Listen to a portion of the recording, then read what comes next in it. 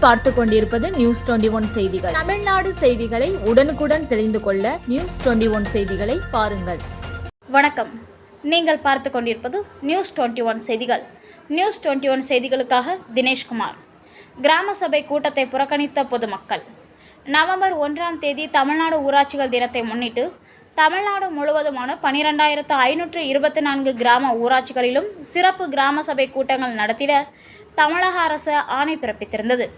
இதனையடுத்து சிவகங்கை மாவட்டம் சிவகங்கை அருகாமையில் உள்ள அரசணி முத்துப்பட்டி மற்றும் பொன்னாக்குளம் ஆகிய ஊராட்சிகளில் கிராம சபை கூட்டம் நடைபெற்றது.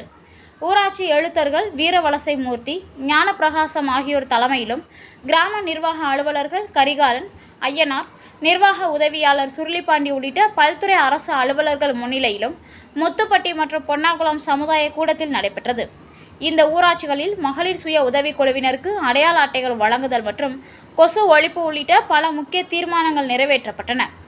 இந்த கூட்டத்தில் ஊராட்சி முன்னாள் தலைவர் சோலையப்பன், ஒன்றிய முன்னாள் கவுன்சிலர் பாபு, ஊராட்சி முன்னாள் உறுப்பினர் பாஜக பாலகிருஷ்ணன், ஓய்வு பெற்ற அரசு ஊழியர், ஊர் முக்கியஸ்தர்கள் செல்வராஜ் உள்ளிட்ட பொதுமக்கள் பலரும் கலந்து கொண்டு முத்துப்பட்டி ஊராட்சியில் மதுரை தொண்டி தேசிய நெடுஞ்சாலை ஓரத்தில் சுமார் 1 ஏக்கர் அளவிலான அரசு புறம்போக்கு இடத்தை இஸ்லாமிய மற்றும் கிறிஸ்தவ மக்களுக்கான சுடுகாடு அமைப்பதற்கான ஆணையை கண்டித்து கிராம சபை கூட்டத்தை புறக்கணித்தனர்.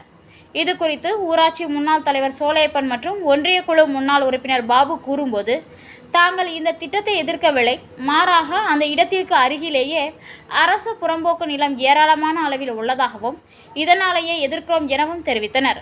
ஏற்கனவே கடந்த ஆண்டு சிவகங்கை நகராட்சி பாதாள சாக்கடை சுத்திகரிப்பு நிலையம் எங்கள் பகுதியில் உள்ளது, இதற்குமான பல எதிர்ப்பு குரல் உள்ளது எனவும் கூறினார். இக்கூட்டத்தில் பொதுமக்கள் மற்றும் அரசு அலுவலர்கள், கிராம முக்கியஸ்தர்கள் திரளாக கலந்து கொண்டனர்.